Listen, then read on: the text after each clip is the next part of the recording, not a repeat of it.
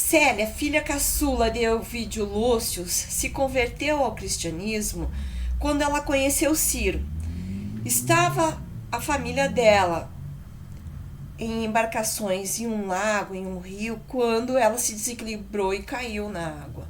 Ciro, um escravo que tinha sido adquirido, comprado em dias anteriores, um dia antes, ele prontamente se jogou na água espontaneamente e foi lá no fundo e conseguiu trazer a jovem Célia, que já tinha nessa época em torno de 18 anos, conseguiu salvar a jovenzinha, salvar a sua vida.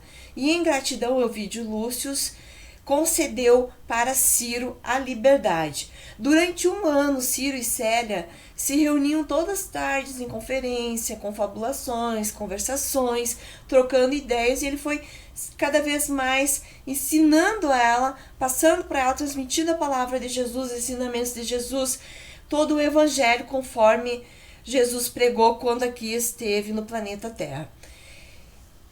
Pausânia, que era o responsável pela criadagem, fez intriga de Ciro para Ovídio Lúcio e disse para o pai de Célia que eles estavam namorando escondido. Realmente, Célia estava apaixonada por Ciro e Ciro estava apaixonado por Célia, mas eles não tinham um relacionamento e eles não tiveram nenhuma aproximação que não fosse uma aproximação fraterna com base nas virtudes da amizade e do mútuo respeito. Ovídio Lúcio ficou furioso, disse para Pausânia tomar as decisões cabíveis em relação a Ciro. E Pausânias, invejoso, mandou açoitar Ciro. Célia, não suportando mais de ver que seu amado, depois de um dia de sacrifício e de tortura, ela pede para sua mãe Alba Lucínia interceder a favor de Ciro. E ela jurou para a mãe que não teve nada com ele, que eles eram só amigos e que realmente ela tinha se convertido ao cristianismo, que ela acreditava nas ideias do cristianismo e ela pretendia sim se tornar uma cristã. Então a sua mãe vai implorar pela vida de Ciro junto a Ovídio Lúcio, que é o seu esposo. Ovídio Lúcio manda colocar Ciro num navio que ia sair da cidade, do país, enfim, para que ele fosse para bem longe da família dele. E apesar de Célia ficar muito triste porque ela não conseguiu nem se despedir do seu amado, ela ficou aliviada por saber que pouparam a vida dele, porque era solicitado, então, que pela tradição romana, que ele fosse açoitado, torturado até a morte. E quando a mãe de Célia, anos depois, se sente ameaçada no seu casamento, no seu relacionamento, na sua infraestrutura familiar, e ela pede ajuda a Célia, que sabedora que Célia ainda é devota das ideias cristãs, porque Célia foi entregue para o seu avô paterno, Quênio Lúcio, passar a orientar a sua educação, portanto, ensinar a tradição, os bons costumes, a tradição romana, como é que era a família romana, como que a moça, a Patrícia, né? Aí que vem o termo patricinha. A Patrícia deveria se comportar diante da sociedade, diante da família, diante do futuro marido, do pai. E Quênio Lúcio, então, toma para si a educação da neta. Ocorre um grande fenômeno. Ele é convertido pela neta, que apesar de jovenzinha, tinha um grande amadurecimento espiritual. Era um espírito velho, sábio, de grande conhecimento.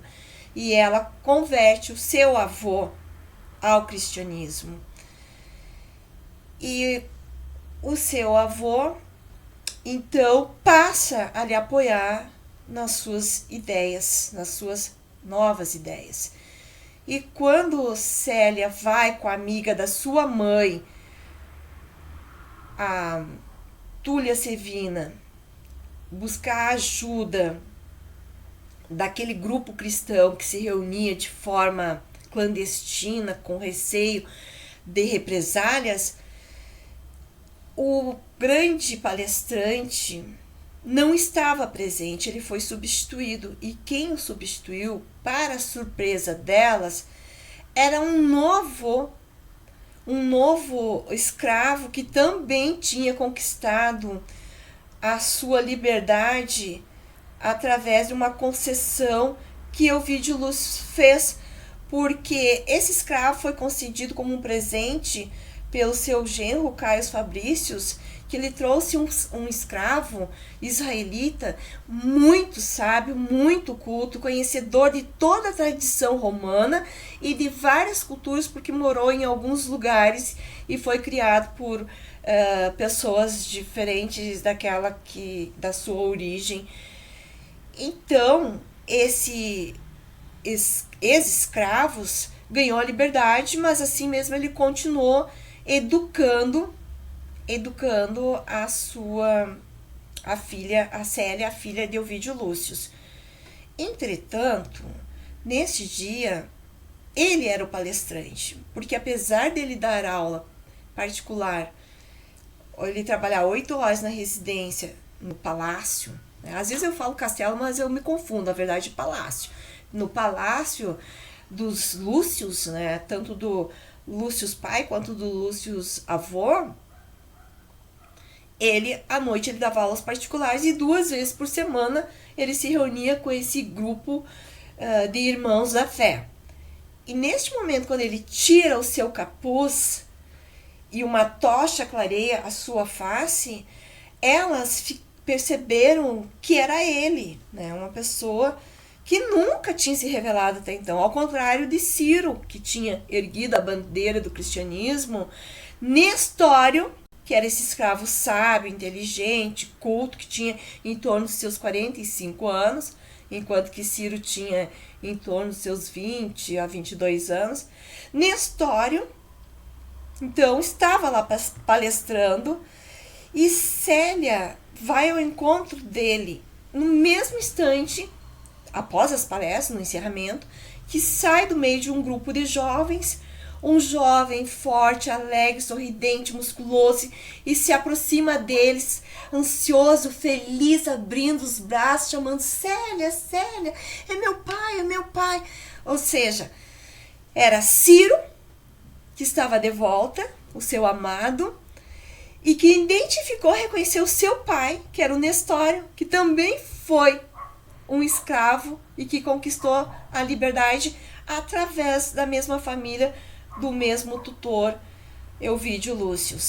E ali se reencontram os 3 corações, vibrando uma felicidade imensa, intensa, que causou comoção em Túlia Sevina e ao mesmo tempo causou muita preocupação, porque ela sabia, através da sua amiga Alba Lucínia, que Célia tinha essa paixão por Ciro e Ciro por Célia. Uma paixão recíproca, de almas afins, de almas gêmeas, de almas que vinham reencarnando sucessivas vezes e se reencontrando e firmando e reafirmando este amor em cada nova vida. Então Túlia Sevina fica muito preocupada. E o que elas não sabem é que o terrível do Pausânias, que foi que torturou Ciro, seguiu as duas até lá. E procurou o avô materno de Célia, que é o Fábio Cornélio, esposo de Júlia Spinter. Fábio Cornélio mandou prender pai e filho.